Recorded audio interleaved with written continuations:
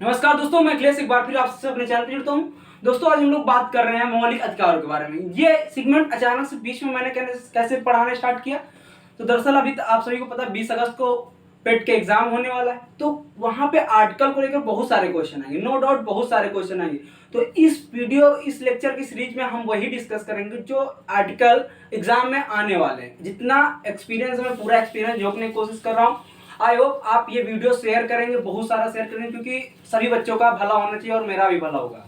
ठीक है, तो चलिए शेयर करते रहते रहना और पढ़ते रहना। ठीक है, देखते हैं भाग 3। देखो भाग 3 से मैंने क्यों पढ़ाया, भाग 1 क्यों नहीं पढ़ाया, भाग 2 क्यों नहीं पढ़ाया, यानी नागरिकता क्यों नहीं पढ़ाया। ठीक है, पहले में क्यों नहीं पढ़ाया, क्योंकि जब मैं संविधान संशोधन पढ़ाया तो मैंने भाग 1 के यानी कि जितने भी आर्टिकल 1 से लेकर 6 तक के 5 के बीच में जितना भी सब कुछ मैंने समझाया, 4 तक जितना भी था, लगभग 5 6 सब कुछ एक एक आर्टिकल समझाए थे। ठीक है, और 7 8 है वो हम ओरली किसी दिन समझा देंगे, बीच में कहीं पढ़ाएंगे समझा देंगे। लेकिन भाग 3 यहाँ से डेफिनेट क्वेश्चन बनते हैं और बनेंगे। फंडामेंटल राइट्स एक ऐसी यूनिट है पूरे आपकी पॉलिटी में जहां से क्वेश्चन डेफिनेट, कोई भी एग्जाम देने जाए वहां से क्वेश्चन बनना ही बनना। ठीक है, इसलिए हमने यहां से शुरू किया। तो जो आर्टिकल है, ये पहली बात तो भाग 3 है 12 से 35 के बीच में आता है। कितने से कितने आता है, 12 से 35 के बीच में आता है। एक एक के बारे में विस्तार से चर्चा करेंगे, लेकिन अभी हम बात करेंगे पहले आर्टिकल नंबर 12 में क्या परिभाषा दी गई। तो वो परिभाषा क्या है कि संघ सरकार, राज्य सरकार, स्थानीय सरकार, संसद जितनी भी हैं, कोई इस विधि द्वारा बनाई गई संस्था है, सबकी परिभाषा दी गई है। ठीक है, क्या दी गई, इन सबकी परिभाषा दी गई है।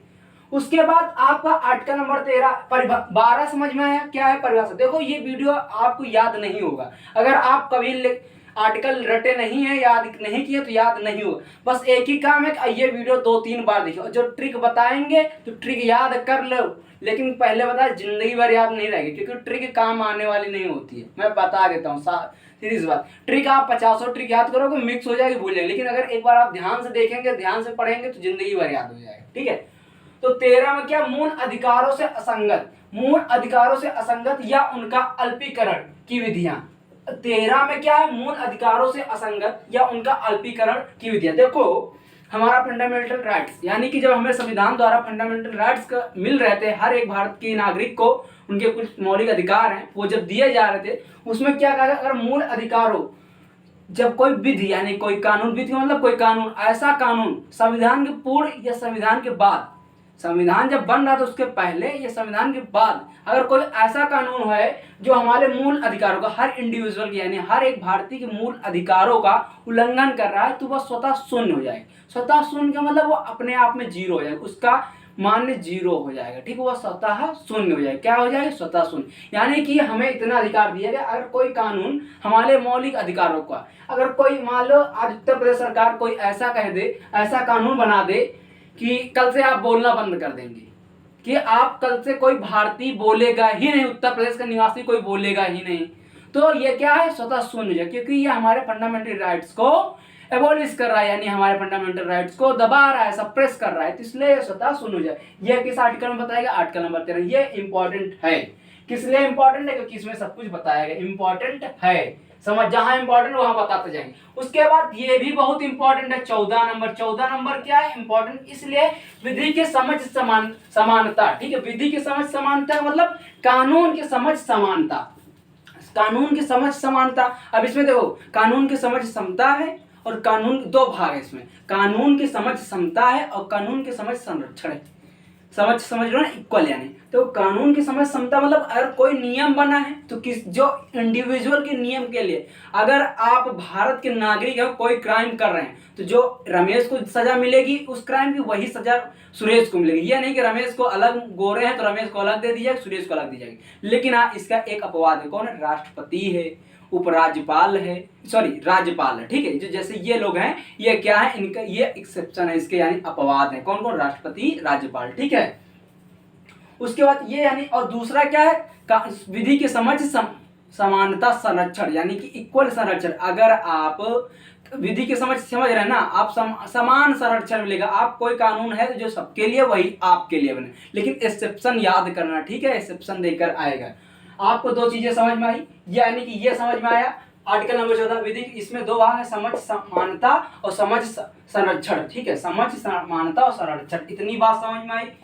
ठीक है। उसके बाद धर्म, आर्टिकल नंबर जो 15 है ये भी इंपॉर्टेंट। देखो इसमें जितने हैं सारे इंपॉर्टेंट है, क्या बताएं कौन इंपॉर्टेंट। तो आर्टिकल नंबर 15 सीधी सी बात समझ जाओ, धर्म, मूल, जाति, लिंग या जन्म स्थल के आधार पर भेदभाव का निषेध। धर्म का मतलब ओए रे मुस्लिम है का भैया तो है, ओए रे हिंदू है का तो है, ये मतलब। मूल का मतलब काले हो गोरे हो, कोई मूल से आ रहा हो, कोई मतलब नहीं, कोई चिढ़ा नहीं सकता। जाति का मतलब तेली हो, सूद हो, साधु हो, पंडित हो, डोम हो, कोई भी जाति है, जात के आधार पर कोई नहीं चिढ़ा सकता, ठीक है। लिंग, आप कैसे भी तीनों जेंडर में से कोई भी जेंडर है उसका कोई भेदभाव नहीं होना चाहिए। जन्म स्थल, आप अयोध्या में पैदा है तो आप पवित्र हैं, आप लखनऊ में पैदा हुए तो पवित्र हैं, आप इस्लामाबाद में सॉरी आप पश्चिम बंगाल में पैदा हुए तो आप पवित्र हैं, ठीक है। के आधार पर भेदभाव का निषेध, ठीक है, के आधार पर भेदभाव का निषेध, ठीक है। यानी कि आप धर्म, मूल, जात, लिंग या जन्म स्थल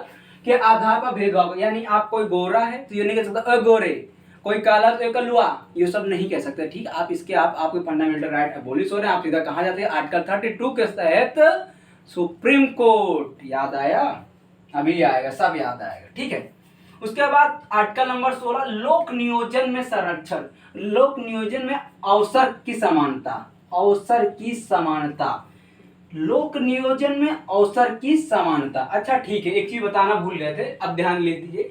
जो फंडामेंटल राइट्स यानी मौलिक अधिकार है, इसके स्वतः 7 भाग थे, यानी जब संविधान बना तो इसके 7 भाग थे। उसके बाद एक हटा दिया गया, यानी उसको बंद कर दिया गया, उसको हटा दिया गया, ठीक है। उसको लीगल यानी कानूनी बना दिया गया, लेकिन वो हमारे अधिकारों में जो संपत्ति का अधिकार था, ठीक है। तो अब कितने बचे हैं? 6। प्रारंभ में कितने थे? 7 थे, प्रारंभ में 7 थे, नाउ कितने, यानी अब कितने हो गए? 6 हो गए, ठीक है। तो उसमें क्या लोक, जो 16 नंबर वो क्या है? लोक नियोजन में अवसर की समानता। लोक नियोजन में अवसर की समानता का मतलब, अगर आप लोक नियोजन में अगर कोई आपके लोग जो लोग के यानी लोगों के यानी लोग के आधार पर कोई है तो आपको समान अवसर मिलेगा। आप अगर हिंदू हैं, मुस्लिम हैं, सिख हैं, ईसाई हैं, कोई भी, आप हर पोस्ट के लिए अप्लाई कर सकते हैं आपके लिए। लेकिन हाँ, आरक्षण जो है 16(4) में, इसी के तहत आरक्षण भी दिया गया, जो आर्टिकल नंबर 16(4) है। 16(4) में क्या है? आरक्षण के बारे में बात की गई, ठीक है। उसके बारे में जब एक एक आर्टिकल हम पढ़ाएंगे एक्सप्लेन करके, तब हम उसमें पढ़ाएंगे, आपको आरक्षण पूरा डिटेल में पढ़ाएंगे। लेकिन अभी सिर्फ आप ये पेट के एग्जाम से और कोई अगर वनडे एग्जाम है तो उसके लिए, ठीक है। और 17 नंबर सबसे महत्वपूर्ण है, अस्पृश्यता का अंत यानी छुआछूत का अंत, जो एक इस मानव जगत में मेरे हिसाब से सबसे घटिया चीज है। इससे गंदी चीज तो आज तक समाज में कुछ थी ही नहीं मेरे हिसाब से। एक दहेज प्रथा और सती प्रथा और ये अस्पृश्यता का अंत, ये 3 चीजें मेरे दिल को हरदम दबोच के रखती है कि हम किस समाज में जीते हैं। और आज भी ये सब चीजें हैं, कितना भी सरकार नियम बना ले, लेकिन आज भी चीजें आंखों से देखते हैं तो बहुत दर्द होता है, ठीक है। इसलिए कृपया आप लोग पढ़े लिखे हैं, ऐसा फील कभी ना करें, ठीक है। अस्पृश्यता का अंत यानी छुआछूत का अंत, छुआछूत का अंत। अगर आप कोई मान लो कि कोई नीच कास्ट का इंसान है और कोई व्यक्ति है और उससे आप ब्राह्मण है, तो प्लीज ऐसा फील ना कराएं कि वो उसको गिल्टी फील हो कि हम इस समुदाय में पैदा, इस वर्ग में पैदा हुए हैं तो हमारे क्या कसूर है, ठीक है।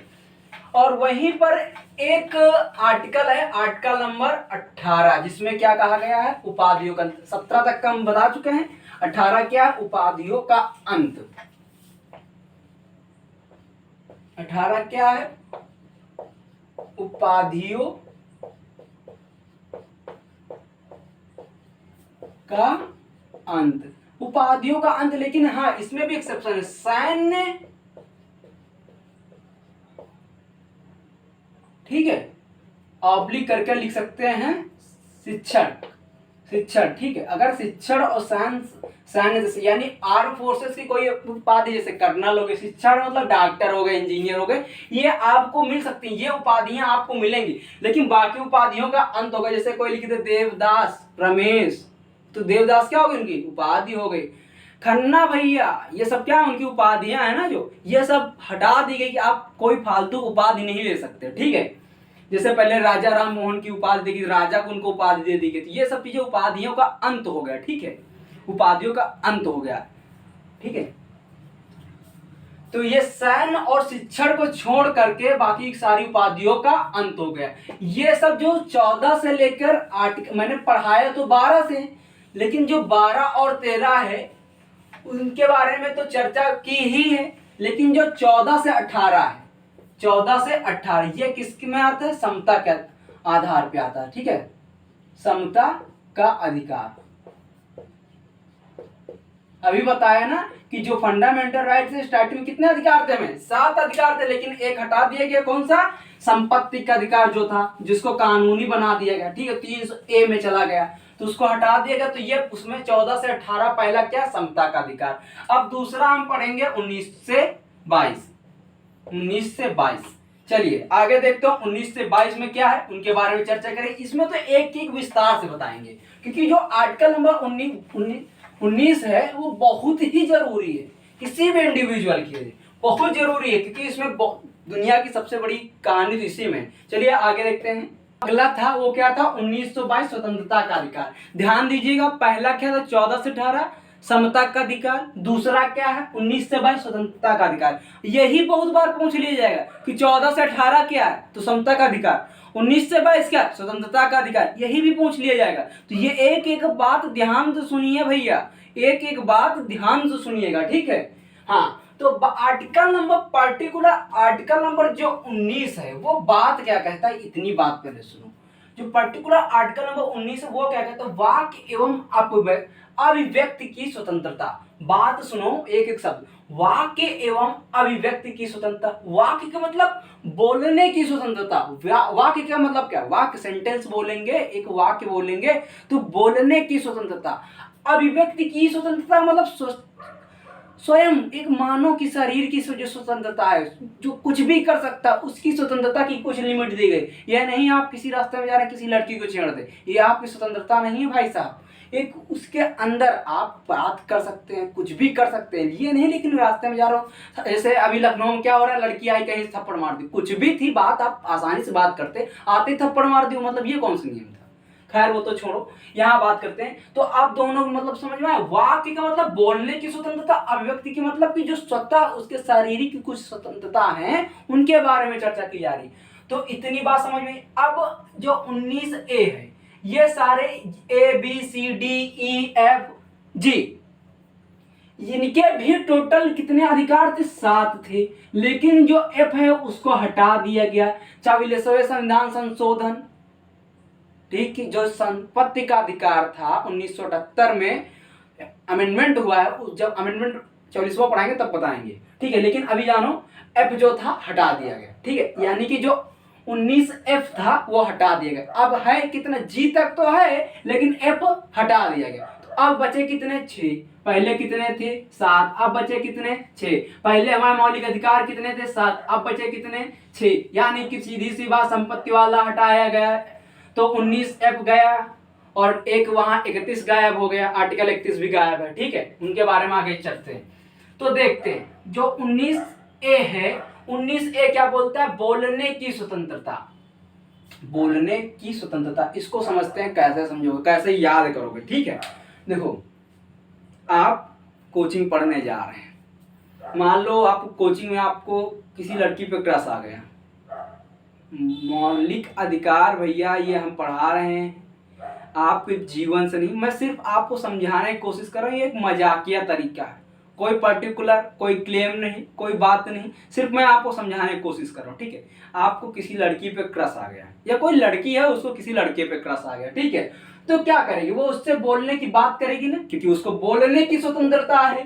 तो 19A के तहत वो क्या करेगा? बोलने की स्वतंत्रता, बोलने की स्वतंत्रता, तो भाई बोलने जाएगा, ठीक है।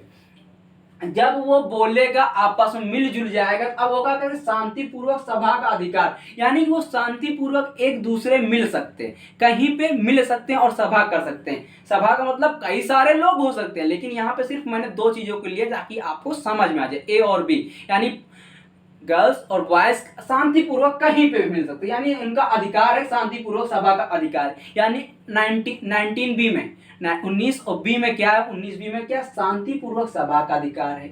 उसके बाद सी क्या कहता है, विधि योजित संगठन का अधिकार। वो विधि यानी कानून के अधिकार है, आपको कानूनी अधिकार है कि आप संगठन यानी कोई ऐसा संगठन ना बना लो भाई टेररिस्ट है, देश के खिलाफ है। आप एक ऐसा संगठन बना सकते हो, अपना पढ़ाई लिखाई कुछ भी के संगठन बना लो, कोई ग्रुप बना लो, ये आपके इंडिविजुअल है। व्हाट्सएप पे ग्रुप बना लेते हो, टेलीग्राम पे ग्रुप बना लेते हो, कहीं भी बना लेते हो आप लोग ग्रुप बना लेते हो, तो है विधि योजित संगठन का अधिकार। मान लो आपके 2-3 फ्रेंड सर्कल हैं और 3-4 लोगों के गर्लफ्रेंड बॉयफ्रेंड है, तो अपना एक ग्रुप बना ले, कॉमन बातचीत हो रही है, आसानी से कोई भी बात हो रही, पढ़ाई लिखाई किसी तरीके से बात हो रही है, ठीक है, तो अपनी बात हो गई, ठीक है। तो यानी कि 19C में क्या है, विधि योजित संगठन का अधिकार। यानी भाई साहब मैडम से बात करना तो सबकी मैडम का एक साथ बढ़िया मैसेज कर दो, हाँ है हेलो आ जाओ, ऑनलाइन खाना खा लियो, हाँ सबको एक साथ बात हो गई, ठीक है।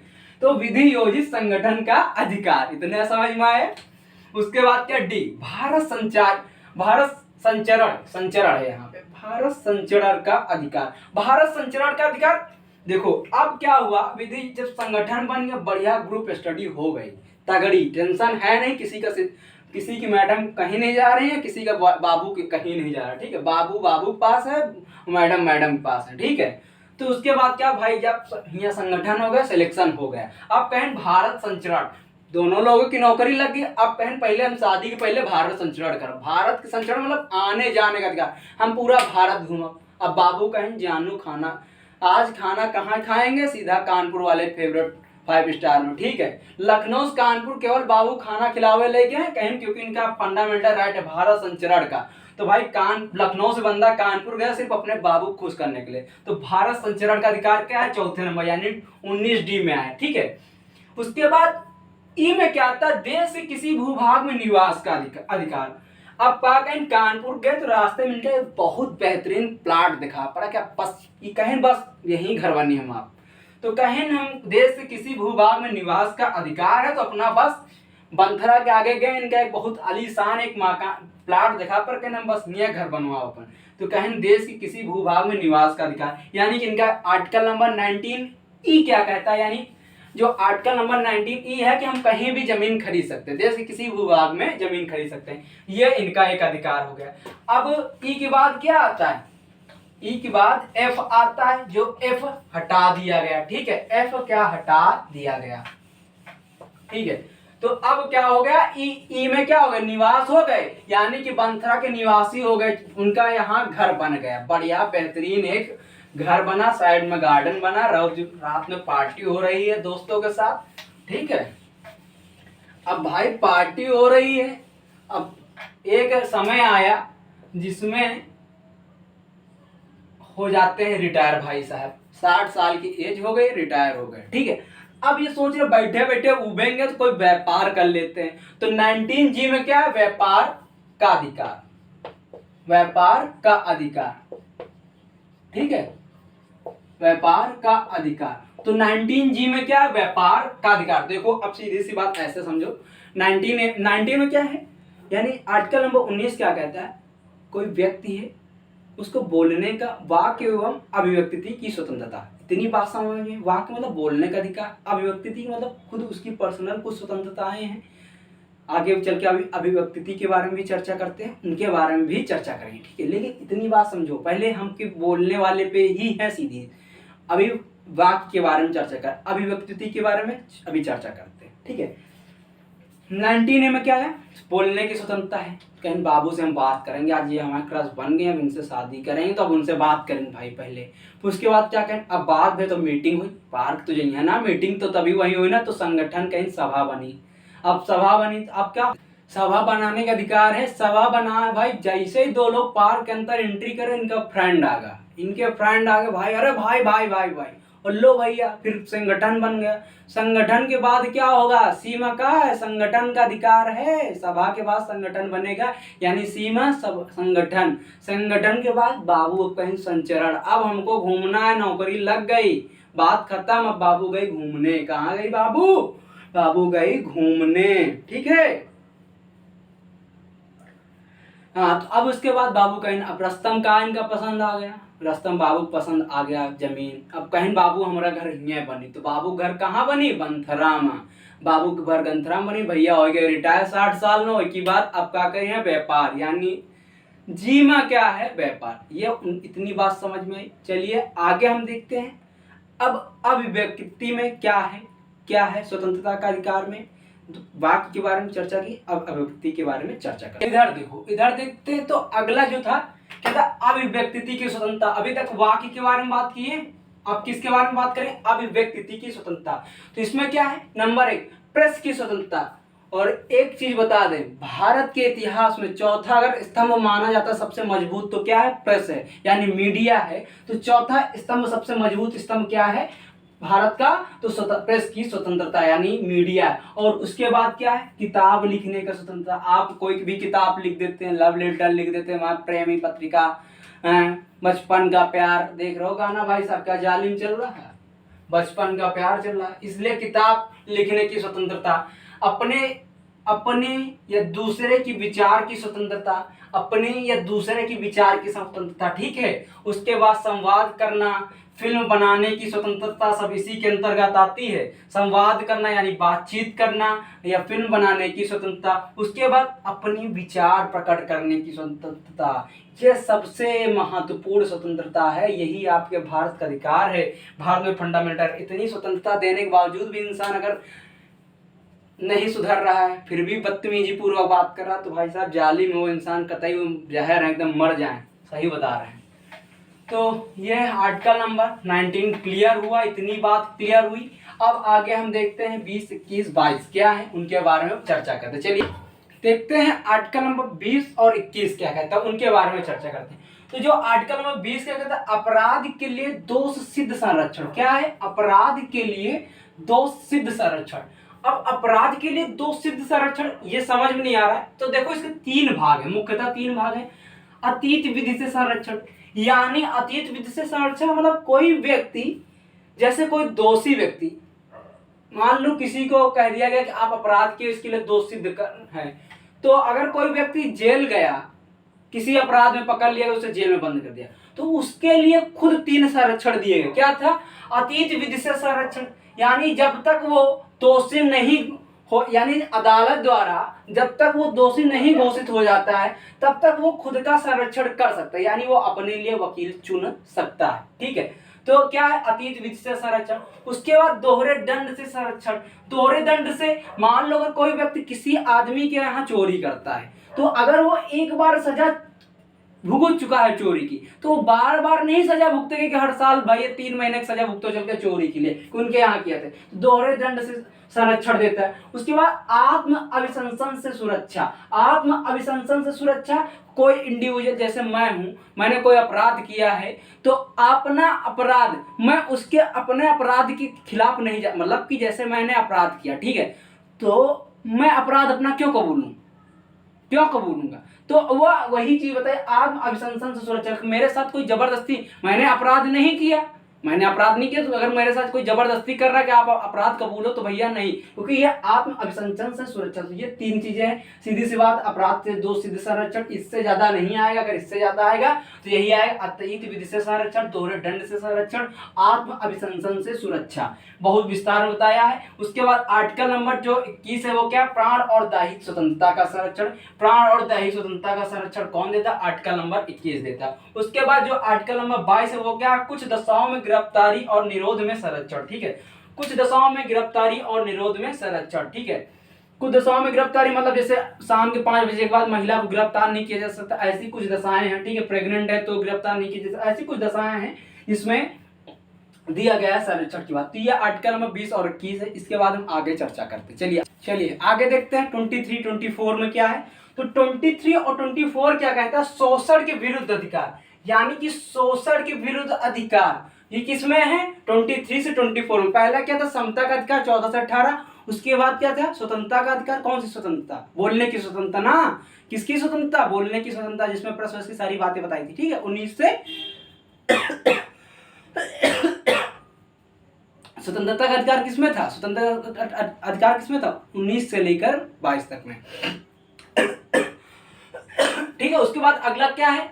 जो 23 और 24 में क्या? शोषण के विरुद्ध अधिकार, ठीक है। शोषण से विरुद्ध अधिकार, तो इसमें क्या? मानव का दुर्व्यापार, मानव का दुर्व्यापार ध्यान से सुनिए, अभी बता रहे एक्सप्लेन कर रहे हैं। और बलात्श्रम निषेध 23 में क्या, मानव का दुर्व्यवहार और बलात्श्रम निषेध, बलात्श्रम निषेध ये सब एक्सप्लेन करते। देखिए बात क्या कहेगी, ये तो आर्टिकल 23 में कहेगी ना, लेकिन 23A में क्या कहा गया, एक्सप्लेन किया गया मानव का जो दुर्व्यवहार है, यानी कि जैसे कि किसी को तस्करी, मानव तस्करी है, ठीक है, ये देवी दासी वाली जितनी भी प्रथाएं थी इनको रोक दिया गया।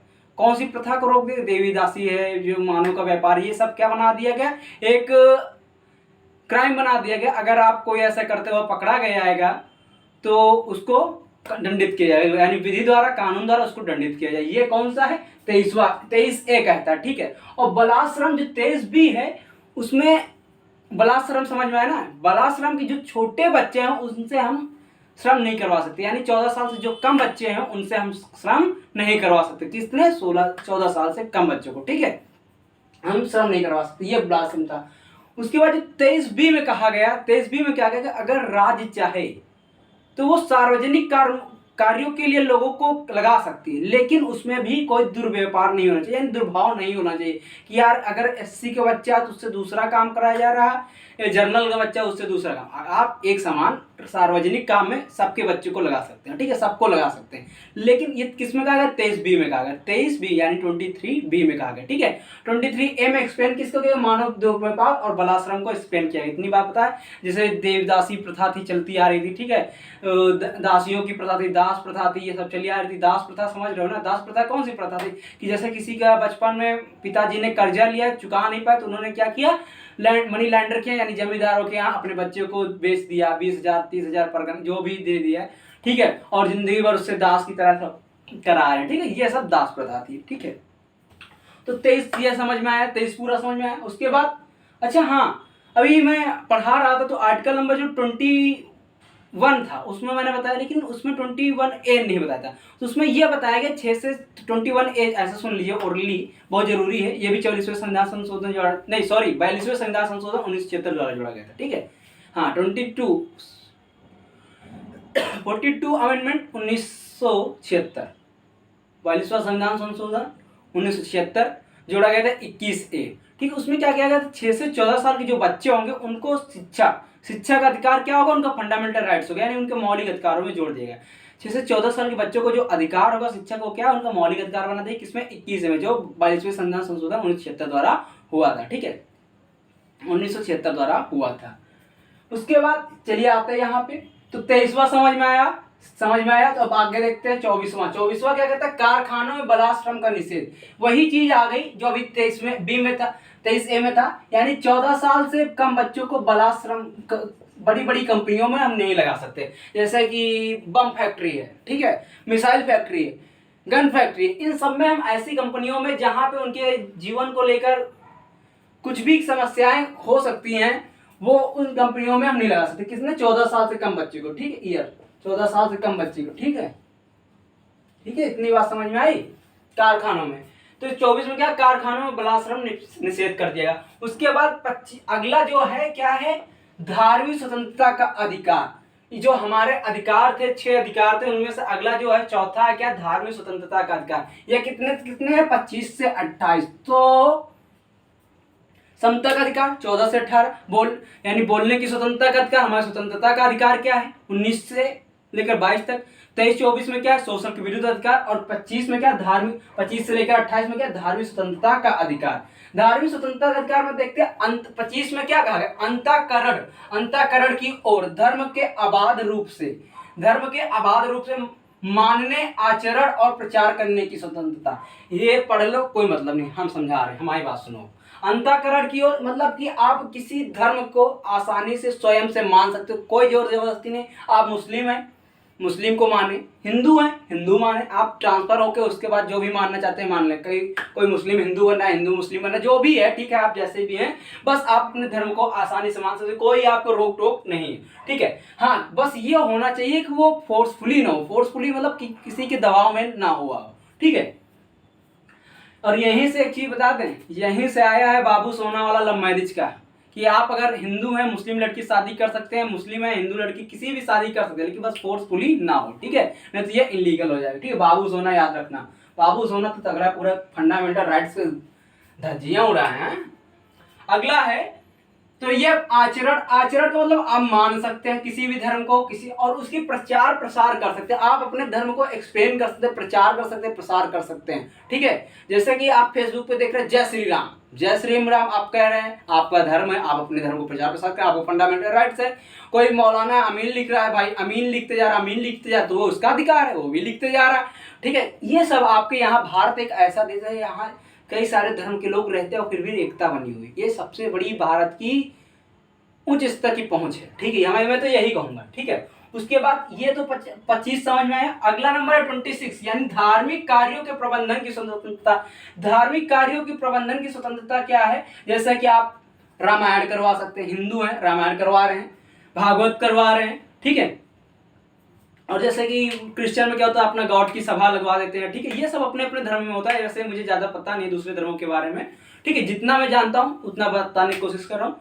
तो जैसे हिंदू में अपना क्या, रामायण करवा दिया, भागवत गीता करवा दिया। ठीक है, नवरात्रि में मंदिर में बढ़िया से माता रानी का जयकारा हो रहा है। ये सब क्या है, आप धार्मिक कार्यों के प्रबंधन की स्वतंत्रता, आप कुछ भी कर सकते हो धार्मिक कार्यों में। ठीक है, उसकी स्वतंत्रता है। उसके बाद ये 26 में है धार्मिक कार्य प्रबंधन की स्वतंत्रता। ठीक है, उसके बाद 27 में क्या है, किसी विशिष्ट धर्म की अभिवृद्धि करो के संध्या की स्वतंत्रता। ठीक है, यह नहीं कि सरकार द्वारा किसी विशिष्ट करों पर अभिवृद्धि कर दी जाए, जो सरकार है उसके द्वारा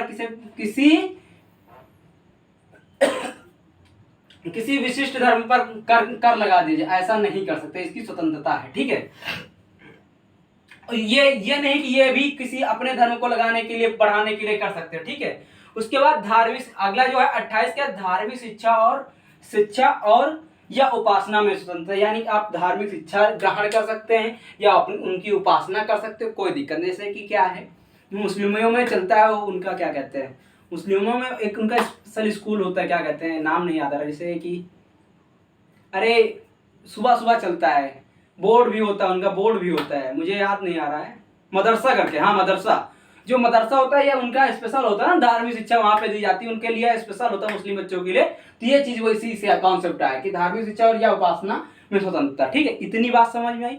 ये शोषण के विरुद्ध समझ में आया, धार्मिक स्वतंत्रता का अधिकार समझ में आया। अब आगे हम देखते हैं क्या है, उसके बारे में चर्चा करते हैं। आगे देखिए, आगे क्या देखते हैं, जो अगला 5वां है क्या, संस्कृति और शिक्षा संबंधित का, यानी जो 29 और 30 में क्या है, संस्कृत और शिक्षा संबंधी अधिकार है। जो 29 में क्या कहेगा, अल्पसंख्यक के हितों का संरक्षण, यानी जो अल्पसंख्यक हैं, जो भारत में अल्पसंख्यक वर्ग के लोग आते हैं, अल्पसंख्यक में कितने लोग आते हैं, 6 धर्म आते हैं। ठीक है, मुस्लिम हो गए, क्रिश्चियन हो गए, ठीक, फारसी हो गए, बौद्ध हो गए, जैन हो गए, कितने हुए, अरे एक और है अभी याद आते बताता है। ठीक है, 6 हैं फिलहाल। ठीक, इतना जान लो, 6 आते हैं। ठीक है, अल्पसंख्यक के हितों का संरक्षण, यानी कि जो ये अल्पसंख्यक हैं, ये अपनी भाषा के आधार पर, लिपि के आधार पर अपने संस्थान को बना सकते हैं और वहां पे अपने इनको बचा सकते हैं। यानी जो जैसे कि उर्दू है, ये अपने लिप में लिख सकते हैं। ठीक है, यानी भारत में तो वैसे 2 हैं भाषाएं। ठीक है, राष्ट्रीय भाषा कोई नहीं है, लेकिन भाषा जो है 2 मानी गई है भारत में, एक उर्दू मानी गई है और एक हिंदी मानी गई। ठीक है, राजकीय भाषा कह सकते हैं। तो 243 जो है, ठीक है, आर्टिकल 243 राजकीय भाषा। ठीक है, तो यहाँ पे जो लिपि है, लिपि भाषा, इनका संरक्षण कहा गया। जो अल्पसंख्यक हैं उनका लिपि भाषा का संरक्षण कर सकते हैं, ये इनका अधिकार है। ठीक है, ये इनका फंडामेंटल अधिकार है। तो अल्पसंख्यक के हितों का संरक्षण में क्या, लिपि भाषा के आधार पर अपने संरक्षण कर सकता है। ठीक है, उसके बाद अगला जो है क्या, 30, शिक्षा संस्थानों की स्थापना और प्रशासन का अधिकार करने का अधिकार, यानी कि जो अल्पसंख्यक हैं, ये अल्पसंख्यक जो है, ये शिक्षा संस्थान को बना भी सकते हैं और इनकी स्थापना कर सकते हैं और उनकी प्रशासन भी कर सकते हैं। शिक्षा संस्थानों की स्थापना और प्रशासन करने का अधिकार, ये क्या है, अल्पसंख्यक के लिए। ठीक है, जो अगर ये स्पेशल कोई बना सकते हैं और उन पे प्रशासन भी कर सकते हैं। उसके बाद जो आर्टिकल नंबर 31 था, वो एबॉलिश कर दिया गया 44वें संविधान संशोधन 1978 द्वारा। ठीक है, उसको लीगल कानून बनाया, यानी कानूनी बना दिया गया। वो कौन सा है, 300A में पहुंच गया। ठीक है, उसको 31 हटा दिया गया, इसलिए हम नहीं पढ़ाएंगे। बात करते हैं 32, संविधान की भावना, इसकी प्रस्तावना जो है, ये संविधान क्या कहा गया, संविधान की आत्मा कहा गया, किसके द्वारा, डॉक्टर भीमराव अंबेडकर के द्वारा। कि जो आर्टिकल नंबर 32 है, आर्टिकल नंबर 32 यानी 32 है, इस संविधान की आत्मा है। क्यों कहा गया देखते हैं। संवैधानिक उपचारों का अधिकार, संवैधानिक उपचारों का अधिकार कि यदि अभी तक मैंने 14 से लेकर 30 तक जितना पढ़ाया इन सब को मैं, अगर आप कोई भी फंडामेंटल राइट्स यानी कोई भी फंडामेंटल राइट्स आपको सप्रेस हो रहा है, दबाया जा रहा है किसी के द्वारा, सरकार द्वारा, किसी इंडिविजुअल द्वारा, तो आप इस आर्टिकल के तहत सीधा आर्टिकल 32 के साथ सुप्रीम कोर्ट जा सकते हैं कि साहब हमारा ये हमका कहेंगे काले गोरे, ये हमारे जात धर्म के आधार पर हमका भेदभाव करें, छुआछूत के आधार पर हमारे उपाधि के लिए दिक्कत है, मतलब किसी भी लेकर आप जा सकते हैं 32 आर्टिकल। तो सुप्रीम कोर्ट किस आधार पे जा सकते हैं, इस आधार पे 32 आर्टिकल। और अगर आपको कहाँ हाई कोर्ट जाना 216, हाई कोर्ट 216 और सुप्रीम कोर्ट 32 बहुत बार पूछा गया है, यहीं से क्वेश्चन बनेगा। पेट में उत्तर प्रदेश पेट जो एग्जाम होगा लिख के ले लो, इसमें क्वेश्चन आएगा पक्का है। उसके बाद जो 33 है आर्टिकल नंबर 33 क्या कहता है, सशस्त्र बल एवं मूल अधिकार। इसमें क्या है देखिए, आप देखते हैं सशस्त्र बल एवं मूल अधिकार। जो सशस्त्र बल होते हैं यानी जो ऐसे आर्म फोर्सेस में कोई व्यक्ति है, पुलिस में है, किसी इंडिविजुअल में, ठीक है, बेसम में, आईबी में, एटीसी, कोई भी मतलब किसी में, तो उसके भी कुछ फंडामेंटल राइट्स हैं। लेकिन जब वो अपने अधिक पोजीशन पे होगा, अपनी ड्यूटी पर होगा, तो उसके कुछ अधिकार जो होंगे दबा दिए जाएंगे सरकार द्वारा, कंपनी द्वारा, सॉरी उस एजेंसी द्वारा सप्रेस किए जाएंगे, क्योंकि वो अपने जैसे संगठन नहीं बना सकते हैं कि कोई संगठन बना ले, ऐसे कई अधिकार उनके सप्रेस कर दिए जाते हैं। तो ये भी कहा गया है किस आर्टिकल में, ठीक है, आर्टिकल नंबर 33 में सशस्त्र बल एवं मूल अधिकार, उनके बारे में भी चर्चा की। जब आप पुलिस में, आर्म फोर्सेस में हैं, आईबी में हैं, ठीक है, तो आपको कुछ मूल अधिकार हैं जो उनके सप्रेस किए जाते हैं। उसके बाद 34 में क्या क्या, जब किसी क्षेत्र में सेना विधि लागू, जैसे मार्शल लॉ, कर्फ्यू सुने हो, कर्फ्यू, मार्शल लॉ, तब निर्बंधन, तब यानी कि आपके कुछ ऐसे फंडामेंटल राइट्स होंगे कि जो दबा दिए जाएंगे सरकार द्वारा, कानून के अंतर्गत चले जाएंगे, क्योंकि आप उस समय बाहर नहीं निकल सकते। जैसे कि आप भ्रमण नहीं कर सकते, गुट लगा के कई 4-5 लोगों की जगह नहीं दे सकते, तो हम तो संगठन बनाने का फंडामेंटल राइट्स है, हम संगठन बनाएंगे, सभा लगाएंगे। तो भाई ये आर्टिकल जब मार्शल लॉ किसी क्षेत्र इंडिविजुअल एरिया में लगा होगा, कर्फ्यू लगा होगा, तो वहां पे ये जब सेना के अंदर, सीधी सी बात, जब किसी एरिया का शासन प्रशासन सेना के अंदर में होगा, तब वहां पे आप ये नहीं कह सकते हमारे फंडामेंटल राइट्स का एवोल्यूशन हो रहा, शोषण हो रहा, ठीक है, क्योंकि आर्टिकल नंबर 34 वहां पे प्रभावी है। उसके बाद जो आर्टिकल नंबर 35 से 12 से 35 में मैंने क्या बताया था, जो आर्टिकल नंबर 35 वो क्या कहता है, उपबंधों को प्रभावी करने का विधान, यानी कि जितने भी ये आर्टिकल सारे हैं, जितने भी हमारे फंडामेंटल राइट्स हैं, इनको जो प्रभावी करने का विधान है, विधि है कि कैसे कैसे प्रभावी होंगे, वो संसद द्वारा बनाए जाएंगे। वो कहाँ है, किस आर्टिकल में बात करेगी, 35 में कही गई। तो आई होप दोस्तों ये चीज आपको पूरा फंडामेंटल राइट्स समझ में आया होगा। बहुत मेहनत लगती है, फिर से कहूंगा, अगर अच्छा लगे तो इसको शेयर करो, सब्सक्राइब करो, चैनल को लाइक करो, शेयर करो, दबा के फैलाओ तो दुनिया में आग लगा। जय हिंद दोस्तों, बाय बाय।